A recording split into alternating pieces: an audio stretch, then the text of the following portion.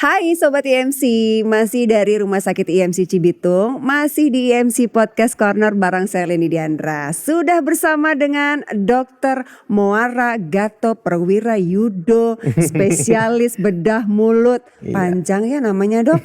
Udah gitu semua bisa jadi panggilan ya. Dr. Moara bisa, Dr. Gato bisa, Perwira bisa, Yuda bisa. Bisa semuanya. Dokter 4 nama digabung jadi ya satu. udah kalau gitu saya punya panggilan sendiri. Okay. Dokter Slamet. Waduh, nggak ada ya. Senior saya. Oh senior, Iya. Dokter Gato berarti ya. Gato, Gato iya. aja lah yang enak ya. Iya. Oke, Dokter Gato. Ini katanya infeksi gigi bisa ke otak dan jantung. Tema kita hari ini fakta atau mitos. Nah, ini cukup menarik karena kalau melihat lokasi ya, gigi kan di sini, ya kan. Jantung tuh di sini, jauh ya gitu. Kok bisa gitu? Udah gitu biasanya kan penyakitnya beda ya. Maksudnya kalau di gigi kan ya urusannya kayak orang kan biasanya banyaknya commonnya adalah sakit gigi, nyeri gitu ya, atau gusi, bengkak, lain-lain. Sementara jantung itu kesannya kan sesuatu yang sangat menakutkan, mematikan. Kalau misalnya ini nyambung, berarti sakit gigi apakah bisa juga mematikan? Itu kan pertanyaannya dok ya. Betul. Kalau pertanyaannya bisa atau enggak sebenarnya bisa kalau kasusnya sudah paling berat ya. Tapi kalau untuk penjalarannya sebenarnya simpelnya ya kalau dibilang fakta atau mitos itu sebenarnya fakta. Jadi memang bisa mengenai ke arah jantung atau mengenai ke arah otak.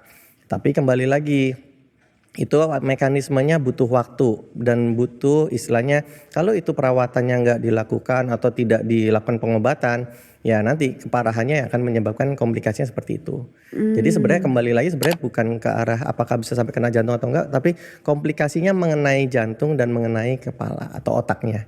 Nah itu kasus gigi yang seperti apa yang akhirnya bisa komplikasi seperti itu? Kalau yang giginya itu sebenarnya yang misalkan infeksi berat. Infeksi berat tuh bisa banyak macamnya, misalkan gigi bungsunya kan miring. Nah terus ternyata sudah miring lubang lagi. Jadi biasanya pasien datang udah keluarnya sakit nyeri. Dan mungkin pasiennya juga belum sempat untuk berobat. Dan akhirnya pas sudah ditunda ternyata pas datang ke IGD sudah susah buka mulut, rahangnya membesar sebelah. Terus pas waktu kita tekan di sininya itu udah fluktuasi. Jadi kayak ada suatu genangan air ya. Jadi kita bilangnya kayak ada suatu cairan di dalam. Nah cairannya itu sebenarnya dalamnya itu isinya adalah pus atau nanah kita bilangnya. Nah itu yang terkadang ada yang sudah sampai keluar, jadi nanahnya keluar dari sampai ekstra oral atau dari wajah itu keluar. Ada yang dia gimana dok? Nanahnya keluar dari wajah? Betul, jadi kita bilangnya namanya fistula. Jadi sudah nembus. ada, betul kayak bisul. Mirip-mirip kayak bisul gitu, nanti keluar nanahnya. Ngeri ya. Nah kalau yang sudah keluar nanahnya atau yang sudah terdrainase sebenarnya kita bisa lakukan drainase. Drainase itu untuk mengurangi tekanannya dulu. Jadi supaya nanahnya pusnya bisa keluarkan dulu. Nah tapi setelah itu nggak cuma itu aja. Tetap harus kita obatin, kita harus bersihkan debridement. Fungsinya adalah supaya membersihkan area itu tetap steril dan bersih. Nah apakah cuma itu aja cukup? Belum. Penyebabnya, pabriknya kan juga salah satunya dari gigi itu kan. Giginya itu ya harus dicabut, penyebabnya harus dicabut. Dan sebenarnya kompleksitasnya adalah pasiennya punya penyakit sistemik atau enggak. Seperti misalkan diabetes. Diabetes itu kenapa sih yang paling pengaruh? Karena komplikasi paling banyak. Dia adalah mengurangi proses penyembuhannya. Jadi pas waktu sudah pasien diabetes, gula darahnya kan tinggi. Terus pasien kebetulan udah misalkan seminggu, 3 hari udah bengkak. Pasti nggak bisa makan. Udah dia nggak bisa makan, udah lemes, terus habis itu buka mulut juga susah, nyeri, tidur juga susah. Jadi imun dari pasien itu akhirnya turun. Jadi akhirnya bakteri itu tidak ada yang lawan, tidak ada yang melakukan perlawanan karena tubuh sendiri sudah tidak bisa membantu untuk istilahnya perang dengan bakterinya. Dokter sering nemu yang kayak gitu dok? Banyak di Indonesia cukup banyak. Kalau kita mah kan orang awam kayaknya baru denger ya ada infeksi nembus gitu kan. Tapi banyak ya dok ternyata. Banyak, cukup banyak. Emang itu asal muasalnya tuh asal muasal. Itu kenapa sih awalnya tuh dok sakit gigi biasa atau ada indikasi penyakit tertentu? Sakit gigi biasa tapi yang ya tidak dilakukan perawatan atau yang dibiarkan begitu aja. Jadi nanti giginya udah keropos atau udah tinggal sisa akarnya dibiarkan. Nah pas kebetulan imunnya lagi turun ya itulah tadi terjadinya sampai situ. Jadi antara si infeksi gigi sama imun yang menurun ini akhirnya Nah, itu yang menyebabkan keparahannya. Jadi semakin parahnya itu karena kejadiannya ya seperti itu. Imun tidak membantu, dia juga tidak merawat. Akhirnya kita mau bantu pakai obat pun ya pasien sendiri tidak ke dokter kan. Jadi itulah. Nah, kadang kita juga harus ngelihat cabut giginya hari itu atau enggak. Belum tentu, kita harus lihat dulu, evaluasi dulu tingkat infeksinya. Kita bilangnya SIRS, jadi ada tingkat keparahan dari infeksinya yang kita indikasikan. Kalau misalkan pasien itu belum stabil, ya kita belum bisa lakukan pencabutan atau operasi atau tindakan tertentu yang dimana untuk mengurangi infeksinya. Biasanya kita akan bantunya dengan antibiotik terlebih dahulu. Ya. Terus kita evaluasi, kita observasi. Kalau pasien sudah membaik, udah bisa menelan, kadang nggak bisa nelan, jadi mau makan aja kadang aduh mau makan susah dok, susah nelen, nafas aja susah. Nah pasien-pasien seperti itulah yang makanya saya bilang apakah bisa menyebabkan kematian? Bisa aja terjadi. Iya, dan emang kayaknya masih banyak yang menganggap infeksi gigi itu ya nggak perlu ditangani secara serius gitu ya dok ya. Betul. Tapi saya nemunya tuh kebanyakan biasanya anak-anak. ya kan, biasanya kan anak-anak tuh udah suka takut gitu loh ke dokter gigi. Makanya agak susah untuk menangani infeksi atau sakit gigi. Apalagi anak-anak suka permen. Iya. Orang dewasa ada juga yang males buat ini ngurusin Ada, infeksi banyak. giginya. Oh gitu dok. Padahal kan mungkin terpengaruh lagu dok. Lebih baik sakit gigi daripada sakit hati. Padahal Bisa. sakit gigi itu sakit tahu, ya kan? Betul. Apalagi udah tahu bahayanya sampai ke nyebar kemana-mana. Ini harusnya bisa ditangani dengan serius ya dok ya. Betul. Oke, bakteri dari gigi itu bisa menyebarnya melalui jalur apa aja dok? Kalau dari gigi itu sebenarnya gini, ya tadi yang saya bilang, kalau pasien-pasiennya punya sistemiknya apa nih? Maksudnya penyakit sistemiknya apa? Mungkin diabetes atau pasien yang punya jantung, jadi sudah periksa ke dokter jantungnya, terus ternyata sudah didiagnosa ada penyakit jantungnya. Nah, mengapa kalau pasien jantung itu berisiko banget kalau ada giginya yang sakit atau lubang? Atau bahkan misalkan pasien ternyata ada rencana nih mau operasi pasang ring atau pasang kateter jantung. Nah, pasien-pasien seperti ini itu rentan terjadinya namanya kita bilang endokarditis atau kita bilangnya adalah bakteri masuk ke dalam jantung. Nah, itu salurannya dari mana? Suatu infeksi namanya di gigi itu kan di gigi itu juga ada namanya ruang pulpa. Jadi gigi itu selain benda keras yang bentuknya kayak gigi, di dalamnya itu sebenarnya ada ruangan, ada chambernya. Ruangannya itu yang isinya adalah darah sama pembuluh darah sama saraf. Makanya kalau kita sakit gigi, kalau misalkan ruang kerasnya itu menipis, nah jadinya lebih sensitif karena di dalamnya ada sensornya. Sensornya itu adalah sarafnya tadi. Nah, selain sensor dan dia ada pembuluh darahnya. Nah, dari pembuluh darah itu yang bisa menyebar kemana-mana, bisa ke jantung, bisa ke otak. Nah, karena apalagi pasien udah istilahnya punya penyakit jantung, otomatis ya kejadian bisa masuknya bakteri ke dalam jantung itu cukup tinggi. Makanya kenapa biasanya dokter jantung akan menyarankan untuk pasti meminta pasien untuk membereskan dulu giginya, misalkan harus tambal dulu atau mungkin ada yang harus dicabut giginya yang infeksi. Karena apa? Setelah operasi jantung pun itu pasien tidak bisa dilakukan apa-apa karena dia harus minum pengencer darah. Nah, itu kan tidak bisa langsung kira-kira tiba-tiba sakit terus langsung dicabut, kan nggak bisa. Makanya sebenarnya preventif itu jauh lebih better, lebih baik dibandingkan kalau kuratif atau pas lagi sakit gitu. Kalau misalnya infeksi gigi udah nyebar ke jantung atau ke otak atau spesifik kita ke jantung deh gitu ya dok ya. Ada gejala tertentu gak? Gejalanya pasti kayak semacam infeksi biasa, makanya kita bilangnya SIRS tadi. Jadi bisa demam tinggi, terus kadang sampai menggigil. Nah, yang paling parah ya sampai kejang, apalagi kalau sampai ke otak kan, biasanya kejang, tiba-tiba kejang. Terus yang paling parahnya lagi, udah turun kesadaran, tiba-tiba nggak ingat apa-apa. Tuh, ya bangun-bangun ya. Iya kalau bisa bangun. Nah itu makanya kembali lagi kalau seperti itu biasanya ya kita istilahnya tata laksananya adalah bukan langsung tindakan biasanya kalau sudah parah kayak gitu. Jadi kita stabilkan dulu pasiennya dari cairannya dulu, jadi pasang infus dulu dan lain-lain. Nanti untuk cairannya kita balance kan supaya ya gimana pasien sudah nggak makan berapa hari ya bayangin orang nggak makan imunnya bagaimana gitu kan.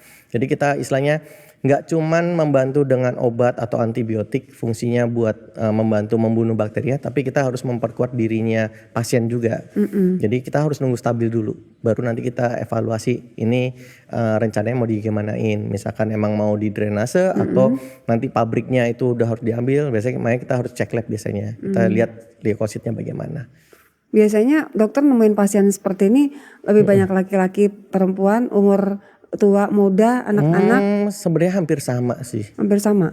Malah kalau bisa musim hujan, entah kenapa. Musim hujan? Iya, saya juga nggak Berarti tahu. musim-musim ini dong ya, awal-awal tahun kan musim hujan tuh. Karena pengaruhnya kan itu mungkin ya.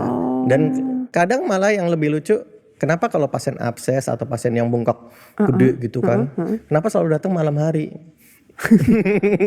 Kenapa dok menurut dokter? Ya bakteri itu lebih senang produksi ya bakteri lebih malam hari itu lebih produktif, jadi lebih berkembang biak lebih cepat dibandingkan kalau tidak mungkin pas siang hari atau bagaimana ya. Cuman memang ya kondisinya yang saya rasakan pengalaman saya selama ini jarang banget pasien yang datang bengkak besar udah sakit datang di siang hari, biasanya malam hari.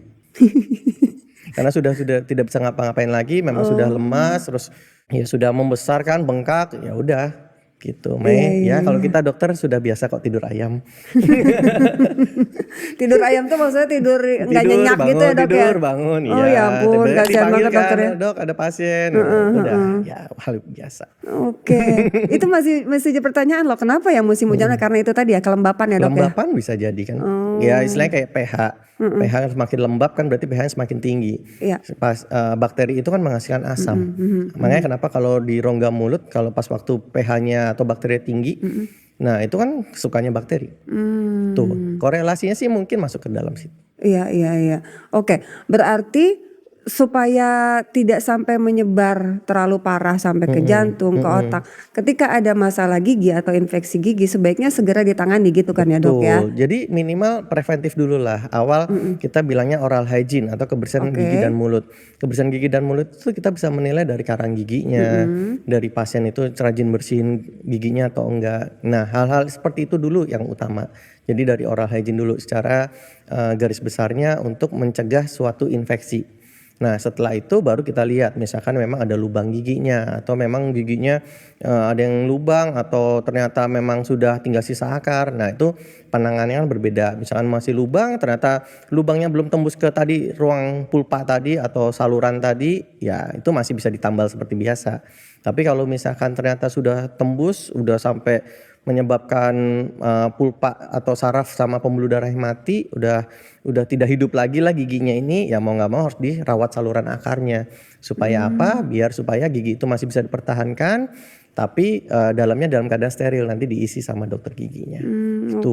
Tapi itu ada prosedurnya, maksudnya ada caranya dan ya nggak instan ya semua itu. Namanya suatu perawatan itu tidak bisa dilakukan instan gitu, karena ya tadi kembali kita ngelawannya adalah bakteri.